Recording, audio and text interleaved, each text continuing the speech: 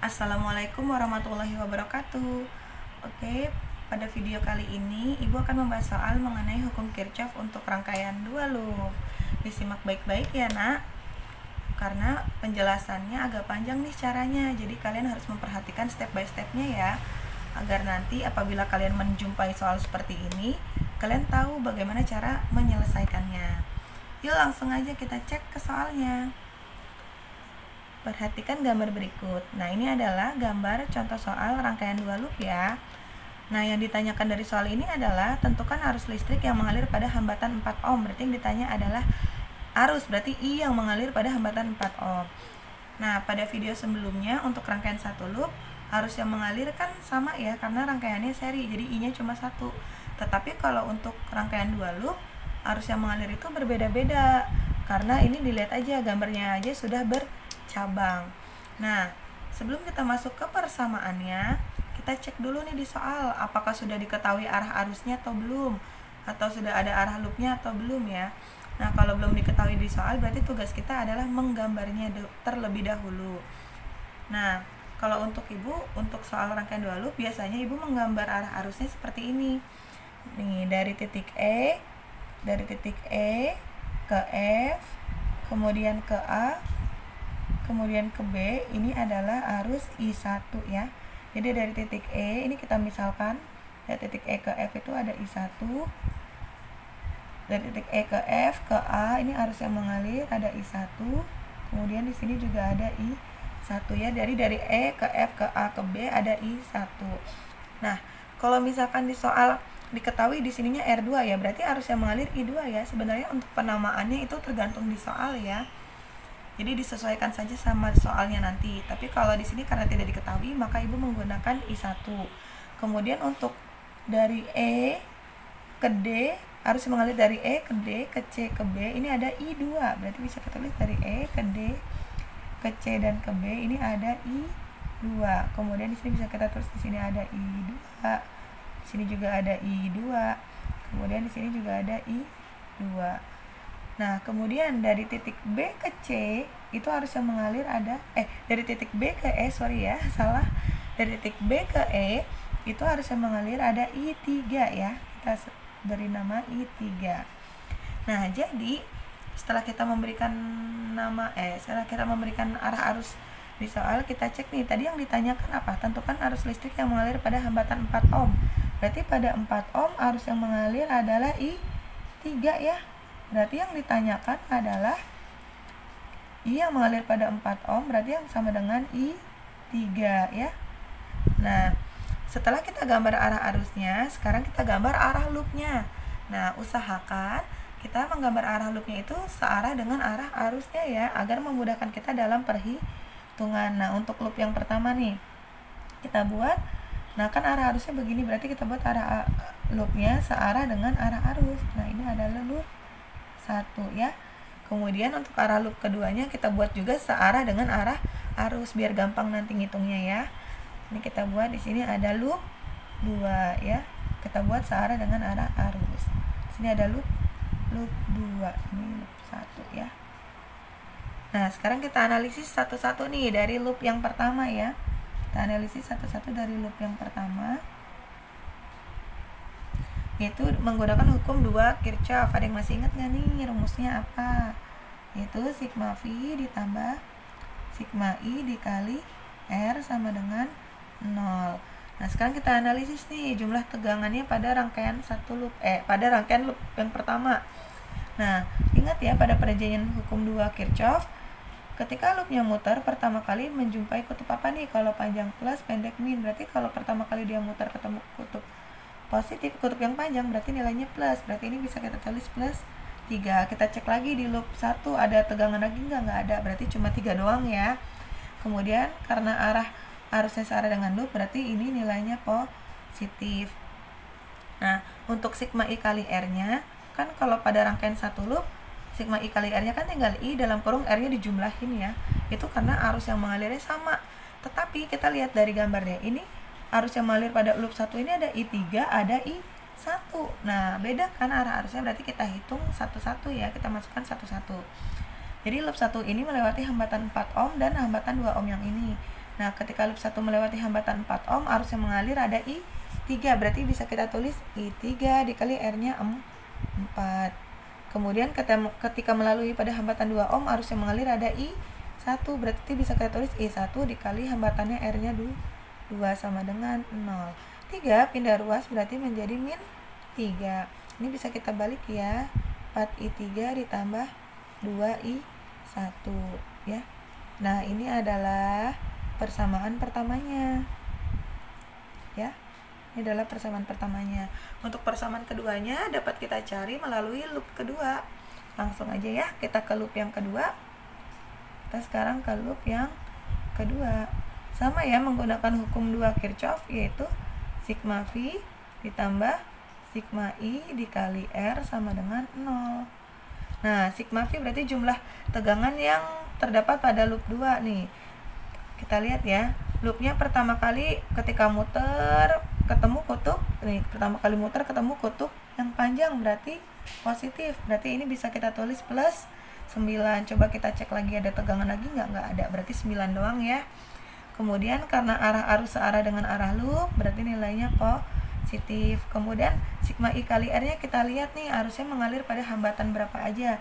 Nih, pada loop 2 melewati hambatan 4 ohm yang ini dan hambatan yang ini. Berarti ketika melewati 4 ohm ada arus I3, berarti bisa kita tulis I3 kali R nya 4 ohm ditambah muter lagi ketemu 2 ohm yang ini ya. Berarti 2 ohm yang ini mengalir arus I2. Berarti bisa kita tulis I2 kali 2 sama dengan 0. 9 pindah ruas berarti menjadi negatif min 9. Ini berarti 4I3 kita balik ya penulisannya ditambah 2I2. Nah, setelah kita dapat persamaan 1 dan persamaan 2, kita cek ya. Kita ingin mengeliminasi dua persamaan ini, tapi kita cek dulu apakah bentuk persamaannya sudah sama atau belum.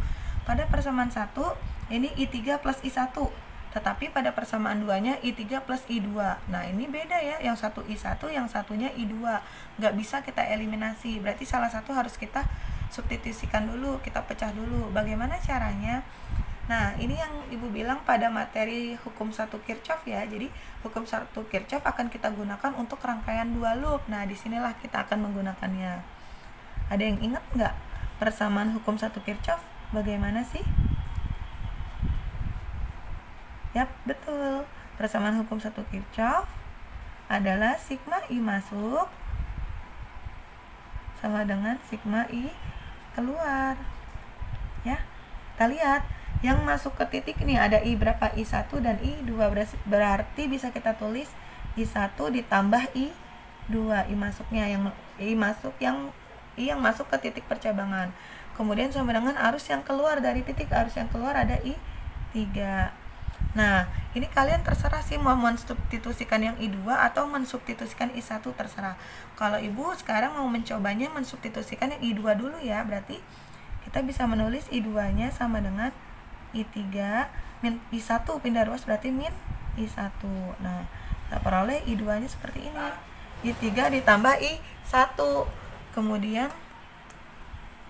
Kemudian kita substitusikan I2-nya ke persamaan yang ini ya. Kita substitusikan menjadi 4I3 ya, 4I3 ditambah 2I2. Nah, I2-nya kita jabarin menjadi I3 kurang I1. Nah, ini ya. I2-nya kita jabarin. Berarti 2 dikali I2-nya berapa kita jabarin? Menjadi I3 kurang I1 sama dengan min 9. Berarti ini 4I3 ditambah, ini dikalikan ya. Dikalikan 2 kali I3 berarti 2I3. 2 kali min 1, 2 kali min I1 berarti min 2I1 sama dengan min 9. 4I3 tambah 2I3 berarti 6I3 dikurang 2I1 sama dengan min 9. Kita cek udah sama belum persamaannya. Ini I3 plus I1, ini I3 min I1. Udah sama ya, I3 dan I1, I3 dan I1. Kalau udah sama berarti nanti kita bisa eliminasi. Nah, ini adalah persamaan 2-nya ya. Nah, jadi sekarang kita eliminasi persamaan 1 dan persamaan 2. Nah, untuk eliminasi sudah pernah dijelaskan pada pelajaran matematika ya. Jadi kita langsung aja ke persamaan pertama yang satu. Kita tulis lagi ya. 4I3 ditambah 2I1 sama dengan min 3. Kemudian persamaan 2-nya kita tulis 6I3 dikurang 2I1 sama dengan min 9. Nah, karena pada soal ini yang ingin kita cari adalah arus yang mengalir pada hambatan 4 ohm. I pada hambatan 4 ohm atau arus yang mengalir pada hambatan 4 ohm adalah I3-nya. Berarti kalau kita mau cari I3-nya, berarti yang harus kita hilangkan adalah I1-nya ya. Ini kebetulan angkanya udah sama, jadi gampang, tinggal kita hilangin ya. Plus 2 dikurang 2 biar hilang, berarti dijumlah apa dikurang? Dijumlahin ya. Plus 2 ditambah min 2, berarti 2 kurang 2, 0, habis ya. Berarti tinggal kita jumlahin 4 tambah 6 berarti 10I3. Min 3 tambah min 9 berarti min 12. Maka I3-nya sama dengan min 12 dibagi 10 sama dengan min 1,2 ampere. Nah, ini adalah arus yang ditanyakan ya, arus I3-nya, arus yang mengalir pada hambatan 4 ohm. Ketika hasilnya negatif, ingat, berarti arah arusnya berlawanan dengan arah loop yang kita buat. Kan kalau pada soal kan arah arusnya B ke E, berarti kalau hasilnya negatif, berarti arah arusnya seharusnya dari E ke B. Nah, ini kalau yang ditanya I3-nya ya, hambatan pada 4 ohm. Coba bagaimana sih kalau yang ditanyakan arus I1-nya yang mengalir pada hambatan 2 ohm yang ini ya, pada hambatan 2 ohm yang ini. Nah, bagaimana caranya? Gampang, tinggal kita substitusikan aja ke persamaan 1 atau ke persamaan 2, terserah.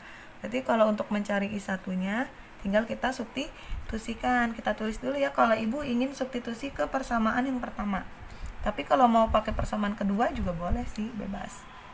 Nah, untuk persamaan 1 kita tulis 4I3 ditambah 2I1 sama dengan min 3. Nah, tadi kan I3-nya udah dapat ya, min 1,2, kita substitusikan, kita ganti. Dikali min 1,2 ditambah 2 kali I1 sama dengan min 3. Ya, 4 kali min 1,2 berarti min 4,8 ditambah 2I1 sama dengan min 3. Maka 2I1-nya sama dengan min pindah ruas jadi positif, berarti min 3 ditambah 4,8, berarti I1-nya sama dengan 2I1-nya sama dengan min 3 tambah 4,8 berarti 1,8, maka I1-nya 1,8 dibagi 2 sama dengan 0,9 ampere. Nah, ini adalah untuk I1-nya ya. Nilainya 0,9 ampere. Berarti kalau hasilnya positif, arah arusnya sesuai dengan arah loop yang kita buat. Nah, bagaimana sih kalau mau mencari arah arus I2-nya yang mengalir pada hambatan 2 ohm yang ini? Nah, karena I1-nya sudah diketahui, I3-nya sudah diketahui, jadi kita bisa menggunakan persamaan hukum 1 Kirchhoff yang ini ya. Jadi untuk mencari I2, berarti kita pakai persamaan yang ini. I2 sama dengan I3 kurang I1. I3-nya berapa tadi? Min 1,2 dikurang I1-nya 0,9. Berarti diperoleh I2-nya sama dengan min 2,1 ampere ya.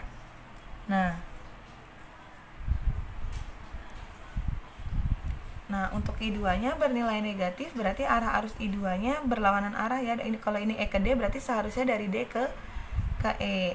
Nah, sekarang Ibu ingin mencontohkan satu lagi nih. Bagaimana sih kalau yang ditanyakan tegangan jepitnya?